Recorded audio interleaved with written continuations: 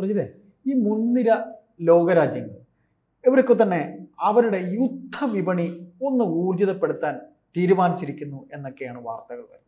മുൻനിര രാജ്യങ്ങൾ എന്ന് പറയുമ്പോൾ അമേരിക്ക തുടങ്ങി ചൈന അങ്ങനെയൊക്കെ പോകും. എന്താണ് ഈ യുദ്ധവിപണി ഇപ്പോൾ ഒന്നുകൂടെ ഒന്ന് അനങ്ങി തുടങ്ങിയോ എന്നൊരു? യുദ്ധവിപണി അനങ്ങി തുടങ്ങിയതല്ല ആക്ച്വലി.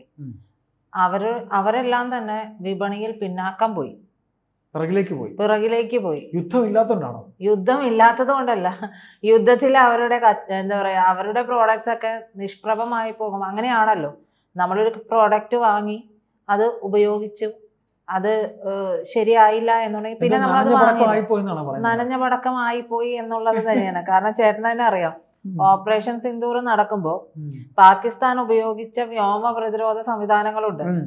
അത് എന്ന് പറയുന്നത് ഈ പറയുന്ന ചൈനയിൽ നിന്ന് വാങ്ങിയിട്ടുള്ള HQ-9, HQ-16 എന്ന് പറയുന്നവയൊക്കെയാണ്.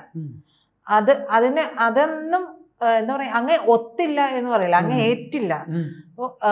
അതേസമയം നമ്മൾ ഉപയോഗിച്ചത് എന്ന് പറയുന്നത് ബരാക് 8, ആകാശ് തീർ, S-400 ഇതൊക്കെയാണ് നമ്മൾ ഉപയോഗിച്ചത്. അതെല്ലാം തന്നെ ഫലവത്താവുകയും ചെയ്തു. അപ്പൊ സത്യത്തിൽ പറഞ്ഞ അത് ചൈനക്ക് ഭയങ്കര പ്രശ്നമായിപ്പോയി. കാരണം നാണക്കേടായിപ്പോയി എല്ലാവരുടെയും മുമ്പില്. ചൈന ഇതെല്ലാം കൊടുത്തതാണല്ലോ. അപ്പൊ ചൈന ഇത് കൊടുക്കുകയും ചെയ്തു. അവസാനം പാകിസ്ഥാൻ വിളിച്ചിട്ട് പറഞ്ഞു, എടോ ഉവേ, നിങ്ങൾ എന്തെന്നാ ഈ തന്നത്? ഇമാതിരി നനഞ്ഞ മുടക്കാണ് ഞങ്ങൾക്ക് തന്നത്. ഇതൊക്കെ കണ്ടിട്ടല്ലേ ഞങ്ങളെ അടിക്കാൻ വേണ്ടി ഇറങ്ങിയത് എന്നുള്ള രീതിയിൽ. ഒരു ട്രോളിംഗ് ഉണ്ടായിരുന്നു, ട്രംപ് അളിയനും ഷീ ജിൻപിങ്ങും കൂടിയല്ല, ഞാനും കണ്ടിരുന്നു. ചേട്ടൻ കാണിച്ചു തന്നെ. അതെ, ഷീ ജിൻപിങ് ഇങ്ങനെ സമയത്ത് ചോദിക്കുന്നുണ്ട്, നിങ്ങൾ എന്തിനാ ഇത് കൊടുത്തത് എന്ന് ചോദിക്കുമ്പോ ഷീ ജിൻപിങ് കൃത്യമായ ഉത്തരമാണ് പറയാൻ. കാരണം മൊത്തം കടാണ്, ഈ കടം വാങ്ങുന്ന സാധനങ്ങൾ ഞങ്ങൾക്ക് മുഴുവൻ നല്ലത് കൊടുക്കാൻ പറ്റുമോ എന്ന് ചോദിക്കുന്നുണ്ട്. അതവിടെ നിൽക്കുമ്പോ പോലും മറ്റൊരു കാര്യം കൂടി നമുക്ക് പറയാതിരിക്കാൻ പറ്റില്ല. ഈ നമ്മളൊരു പ്രോഡക്റ്റ് വാങ്ങിയ അതെങ്ങനെ, അതിന്റെ മാനുവൽ വായിച്ചു നോക്കി നമ്മളിത് ഉപയോഗിക്കുമല്ലോ.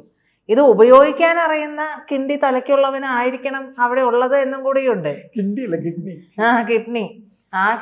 ഉള്ളതായിരിക്കണം എന്നും കൂടിയുണ്ട്. അപ്പൊ ഈ പറയുന്ന കിഡ്നി അവർക്ക് ഇല്ലാതെ പോയതാണോ അതോ ഇത് നനഞ്ഞ പടക്കം തന്നെ ആയിരുന്നോ എന്നുള്ളതൊന്നും അറിയില്ല. എന്തായാലും ചില കാര്യങ്ങളൊക്കെ പരീക്ഷിക്കാൻ വേണ്ടിയിട്ട് അതായത് അവരുടെ പുതിയ പ്രോഡക്ട്സ് അത് ഭയങ്കര സംഭവമാണെന്നൊക്കെ പറഞ്ഞിട്ടാണ് ഈ ചൈന പാകിസ്ഥാന് കൊടുത്തത്.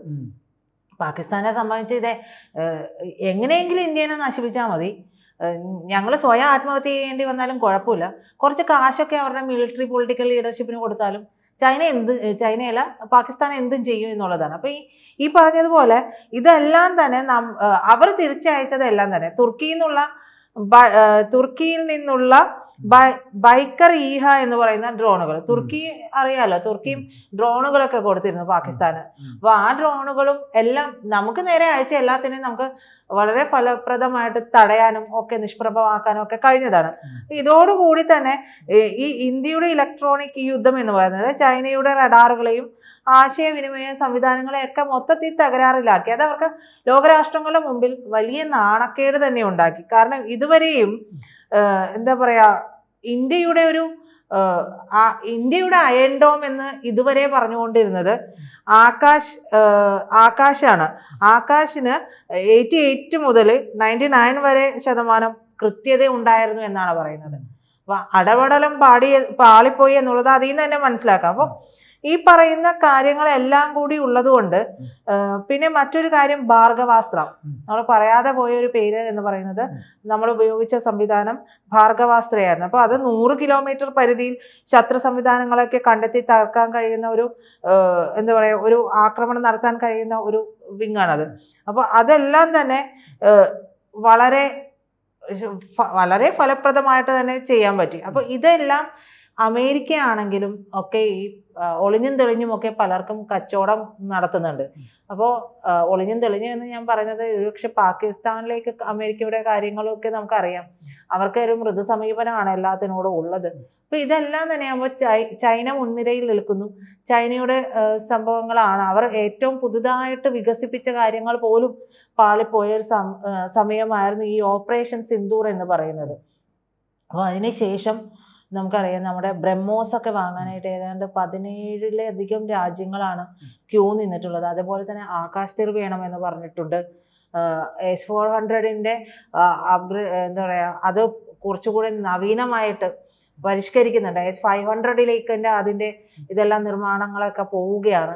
ഇതെല്ലാം വരുമ്പോൾ ചൈനയും അമേരിക്കയും ഒക്കെ ഈ ആയുധ വിപണിയിൽ താഴെ പോകുന്ന ഒരു സാഹചര്യമാണ് ഉണ്ടായത്. അപ്പോൾ അതിനെ ഒന്നും കൂടെ ഊർജത്തോട് തിരിച്ചു കൊണ്ടുവരാനായിട്ട് അവർ ശ്രമിക്കുന്നുണ്ടെങ്കിൽ പോലും പക്ഷെ അതും അങ്ങ് ഒക്കുന്നില്ല എന്നുള്ള ഒരു കാര്യം കൂടി അവിടെ നിലനിൽക്കുന്നുണ്ട്. അപ്പോൾ ഈ രണ്ട് രാജ്യങ്ങൾക്കും ഭയങ്കര കലിപ്പ്, വലിയ രീതിയിലുള്ള ഒരു കലിപ്പ് ഇന്ത്യയോടുണ്ട്. ഞങ്ങൾ പിടിച്ചടക്കി അസൂയാണ്, അത് ഉറപ്പായിട്ടുണ്ട്, അതുണ്ട്. അപ്പൊ അതുകൊണ്ട് തന്നെ അവർ ഏത് രീതിയിലും നമ്മളെ ഇനി ഏത് രീതിയിലെല്ലാം നമുക്ക് നേരെ തിരിയാവോ അതെല്ലാം സൂത്രത്തിൽ കൂടി ചെയ്യും. അപ്പൊ നേർക്ക് നേരെ പൊരുതുക എന്ന് പറയുന്നത് പ്രയാസമാണ്. അതുകൊണ്ട് അതെ അതായത് അടിച്ചു കഴിഞ്ഞാൽ പിന്നെ രണ്ട് രാജ്യങ്ങൾക്ക് ഒരുപാട് നാശനഷ്ടങ്ങളെ ഉണ്ടാവും. Prestige issue. അതെ, അത് ഇന്ത്യയോട് ഇടിച്ചു നിൽക്കുക എന്നുള്ളത് വലിയ വിഷയമാണ്. അപ്പൊ രണ്ടുപേർക്ക് നാശനഷ്ടം ഉണ്ടാകുമ്പോൾ ഈ രണ്ടും കട്ടയ്ക്ക് നിൽക്കുന്നതാവുമ്പോൾ രണ്ടു ഭാഗത്തും സാമ്പത്തികമായ നഷ്ടങ്ങളും ഒക്കെ വരും, കെടുതികളും ഒക്കെ വരും. അപ്പൊ എന്തായാലും ഈ റഷ്യൻ സർക്കാർ നിയന്ത്രിതമായിട്ടുള്ള മാധ്യമമുണ്ട് റഷ്യ ടുഡേ. അതുപോലും സത്യത്തിൽ ആ സമയത്ത് പാകിസ്ഥാൻ അനുകൂലമായിട്ടുള്ള വാർത്തകളാണ് കൊടുത്തത്. കാരണം റഷ്യക്ക് പോലും അസൂയ തോന്നുന്ന തരത്തിലുള്ള ആയുധങ്ങളും മികവുമാണ് ഓപ്പറേഷൻ സിന്ദൂറിൽ ഇന്ത്യ കാണിച്ചത്. അപ്പൊ അതിനെ അത്രയ്ക്ക് അങ്ങ് പറഞ്ഞു കൊടുക്കാനായിട്ട്, അത്രയ്ക്ക് അങ്ങ് പൊക്കി കൊടുക്കാനായിട്ട് റഷ്യക്കും മനസ്സ് വന്നില്ല എന്നുള്ളത് തന്നെയാണ് അതിൽ നിന്നും നമ്മൾ മനസ്സിലാക്കേണ്ടത്. അതെ, ചൈനീസ് സംവിധാനങ്ങളെ പരാജയമൊക്കെ അവർ മറച്ചു പിടിച്ചു. അപ്പൊ പാശ്ചാത്യ മാധ്യമങ്ങളൊക്കെ ഇന്ത്യ പാക് സംഘർഷത്തെ പ്രാദേശിക ഏറ്റുമുട്ടലായിട്ടും വിന്യസിച്ചു, അങ്ങനെ പറയുകയും കൂടി ചെയ്തു. കാരണം അത് വലിയ രീതിയിലേക്ക് വരുമ്പോൾ ഇന്ത്യ മുന്നിട്ട് നിൽക്കുന്നു എന്ന് പറയുന്നത് അവർക്കൊരു തിരിച്ചടിയാണ്, ഈ പറയുന്ന രാജ്യങ്ങൾക്കൊരു തിരിച്ചടിയാണല്ലോ. ഈ എന്താ പറയാ, ഹൈറാർക്കി വെച്ച് നോക്കുമ്പോൾ ഉണ്ടാവുന്ന ഒരു വിഷമം, ചേട്ടൻ പറഞ്ഞ പോലെ ഒരു അസൂയ, കുരിഷ്ട്, കുശുമ്പ്, ഇതൊക്കെ ഉണ്ടാവും.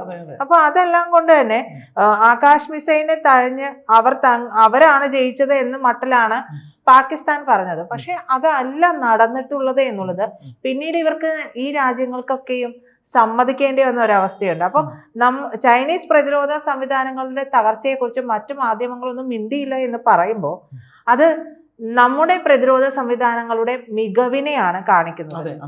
അതിനു വേണ്ടിയിട്ട് ഈ പറയുന്ന രാജ്യങ്ങളെല്ലാം തന്നെ നമ്മുടെ രാജ്യത്തിന് മുമ്പിൽ വന്നിട്ട് ക്യൂ നിൽക്കുകയും ചെയ്യുന്നുണ്ട്. പക്ഷെ അവർക്ക് അത് പറയാൻ മടിയാണ്. ഇവർ നമ്മുടെ മുമ്പിൽ വന്ന് ക്യൂ നിൽക്കുമ്പോൾ വ്യക്തമാണ് നമ്മുടെ പ്രതിരോധ സംവിധാനം, നമ്മുടെ ആയുധ വിപണി എന്ന് പറയുന്നത് കുറച്ചുകൂടെ എന്താ പറയാ ഊർജ്ജസ്വലമായി, അല്ലെ, ഊർജം പ്രാപിച്ചു എന്ന് പറയാം.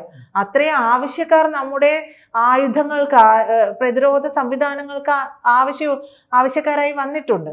അപ്പൊ ഇതെല്ലാം കൊണ്ട് തന്നെ അവർക്കിത് മറച്ചു പിടിക്കേണ്ടി വരുന്നു. ചിലരെല്ലാം തലയിൽ മുണ്ടിട്ടുകൊണ്ട് നമ്മുടെ രാജ്യത്തിന് മുമ്പിൽ വന്ന് ഇതിനു വേണ്ടി ക്യൂ നിൽക്കുന്നു. ഇതെല്ലാം ശരിക്കും ഇവിടെയുള്ളവർക്ക് കുറച്ച് കൊള്ളും. കാരണം ചിലപ്പോൾ ചങ്കിലെ ചൈനയ്ക്ക് കൊള്ളുമ്പോൾ ഈ ചങ്കിലെ ചൈനയെ കൊണ്ടു കിടക്കുന്നവരുണ്ട്, അവർക്ക് കൊള്ളും. ചങ്കിലെ ചൈനയെ പോയാ എന്നാണെന്ന് എനിക്കറിയാൻ പാടില്ല, പക്ഷെ ഇപ്പോഴും ഉണ്ടെന്നാണ് ഞാൻ മനസ്സിലാക്കുന്നത്. എന്തായാലും അന്താരാഷ്ട്ര ആയുധ വിപണിയിൽ ഇന്ത്യക്ക് ഈ ഓപ്പറേഷൻ സിന്ദൂർ പുത്തനൊരു ഊർജ്ജം ആകുന്നുണ്ട്. അപ്പോൾ പാശ്ചാത്യ റഷ്യൻ പ്രതിരോധ സംവിധാനങ്ങളുടെ 10-1 വിലയാണ് മിക്കവാറുമുള്ള ഇന്ത്യൻ ഉൽപ്പന്നങ്ങൾക്കുമുള്ളൂ. ഈ ആകാശ് മിസൈൽ സംവിധാനം ഒരെണ്ണം അർമീനിയ ഇപ്പോൾ തന്നെ വാങ്ങിക്കഴിഞ്ഞിട്ടുണ്ട്.